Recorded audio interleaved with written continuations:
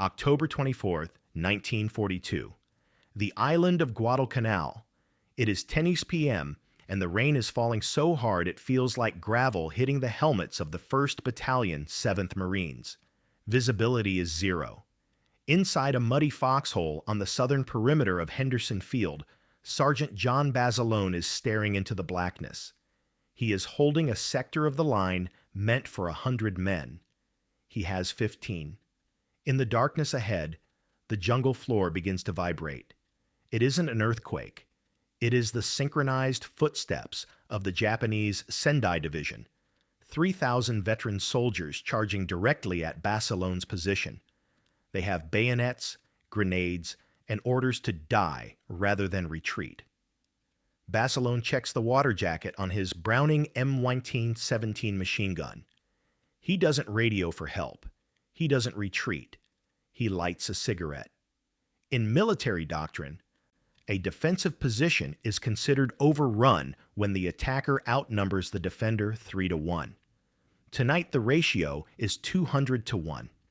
If Basilone's line breaks, the Sendai Division will pour onto the airfield behind him.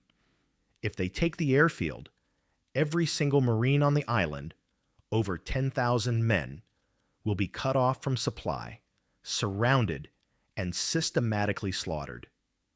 There is no Navy coming to save them. There is no air support in this storm. Basilone has a few belts of ammunition, a cooling system that requires water he doesn't have, and a pistol on his hip. Mathematically, he is already dead. The actuarial tables for a machine gunner in a banzai charge measure life expectancy in seconds, not minutes. But John Basilone is about to defy every statistic in the book because in the next 6 hours, he will do 3 things that are physically impossible.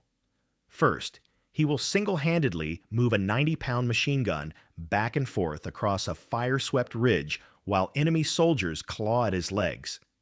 Second, he will repair a complex jammed weapon in total darkness by touch alone, while his hands are burning from the heat of the barrel. Third, he will kill so many men that he will have to pause the battle to physically knock over a wall of corpses because they are blocking his field of fire. He isn't surviving this because of luck. He is surviving because of a unique advantage he learned years before the war even started. John Basilone. Born November 4th, 1916, in Buffalo, New York. One of 10 children in an Italian immigrant family. He wasn't a drafted college kid. He was a creature of habit and grit. A man who had already served a hitch in the Army before the Marines ever found him. He had a tattoo of a woman on one arm and a dagger on the other. He was a chaotic mix of restless energy and absolute cold stillness. But to understand how he held off a regiment with a pistol and a smile, you need to know what made him different from every other Marine on that island. Before he was a Marine legend, he was an Army myth.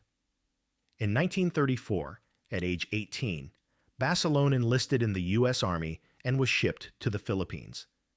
This wasn't the grim, desperate warfare of the 1940s.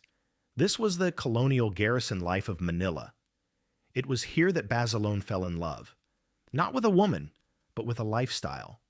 He earned the nickname Manila John because he could outdrink, outtalk, and outlast anyone in the barracks. But beneath the party reputation, something else was forming. The Army in the 30s was small, underfunded, and focused on drill. Basilone spent 3 years mastering the mechanics of infantry weapons. He didn't just learn how to shoot, he learned the engineering. He learned that a machine gun is a machine first and a weapon second. If you treat it like a machine, respect its tolerances, understand its friction points, it will never let you down. He left the Army in 1937, but the Philippines stayed in his blood. He drove a truck in Maryland for a few years, hating the cold, hating the quiet. In July 1940, he realized he wasn't made for civilian life. He walked into a recruiting station. The Army had taught him how to live. The Marines would teach him how to kill. By the time Basilone hit boot camp, He was older than the drill instructors. He didn't break. In fact, he thrived on the violence. While stationed at Guantanamo Bay before the war, he channeled his restless energy into boxing. He became the undisputed light heavyweight champion of his unit. This wasn't just a hobby. It was proof of his cardiovascular engine. A boxing match is 3-minute rounds of high-intensity output, followed by 1 minute of rest. It teaches you to regulate panic, to breathe through exhaustion, and to keep your hands moving when your brain is screaming at you to stop. He went 19-0, 19 fights, 19 wins. He learned that the moment you want to quit is usually the moment your opponent is about to break. This specific rhythm, burst of violence, moment of assessment, burst of violence, wired his nervous system for the chaos of the M1917 machine gun. By 1942, Basilone was a sergeant in D Company, 1st Battalion, 7th Marines. He wasn't just a leader, he was a technical expert. The Browning M1917 is a beast of a weapon. It weighs 47 pounds. The tripod weighs 53 pounds. It is water-cooled, meaning it has a large jacket around the barrel, filled with fluid to keep the steel from melting during sustained fire. It is belt-fed and temperamental. If the headspace and timing are off by a fraction of a millimeter, the gun jams. Basilone forced his men to strip the gun blindfolded. He made them carry the heavy tripods up and down hills until they vomited. He told them, "This gun is your life. You take care of it, it takes care of you." The men called him strict, but they loved him because he carried the heaviest loads himself. He wasn't leading from the rear. He was the first one sweating. He earned his stripes not by shouting, but by outworking teenagers 10 years his junior. September 1942. The 7th Marines land on Guadalcanal to reinforce the battered 1st Marine Division. The situation is dire. The Japanese Navy controls the sea at night.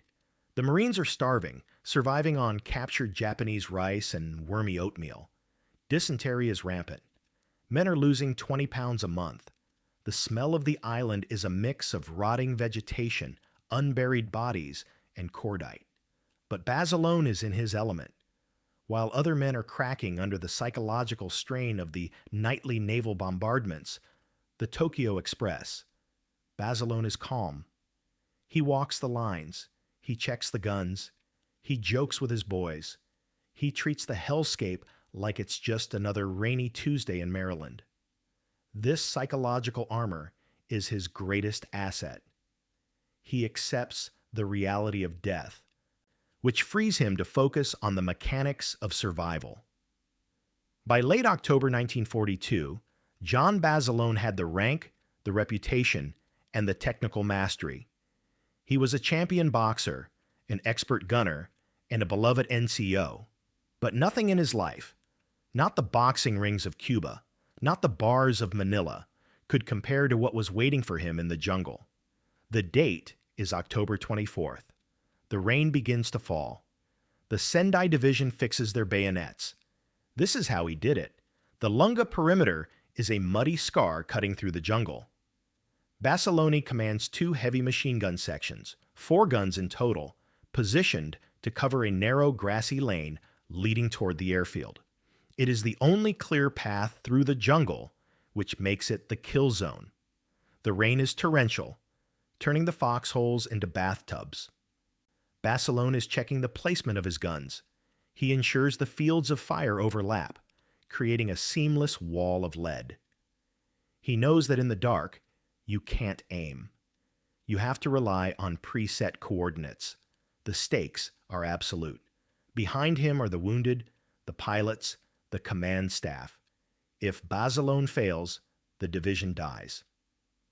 At 10 p.m., the jungle erupts. The screaming is the first thing that hits them. Thousands of voices yelling, "Banzai!" followed by the crack of Arisaka rifles. Basilone racks the bolt on his Browning. He doesn't panic. He waits. He waits until he can see the shapes in the darkness. Then he squeezes the butterfly trigger. The M1917 roars to life. It fires at a rate of 600 rounds per minute. The noise is deafening, a rhythmic thumping that vibrates through the mud. The first wave of Japanese soldiers hits the wire. There are hundreds of them. They are throwing grenades. Basilone traverses the gun left and right, mowing the lawn. The heavy 30-06 rounds tear through the attackers. The first wave dissolves into a pile of rags and bone. A runner sprints from the right flank.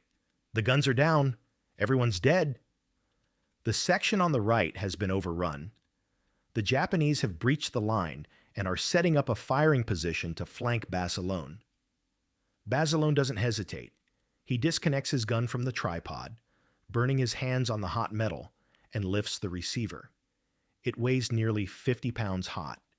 He grabs a tripod. He runs through the mud, bullets snapping past his ears, to the silent position. He arrives to find the gun crew dead or wounded. The gun is jammed. The Japanese are 30 yards away and closing.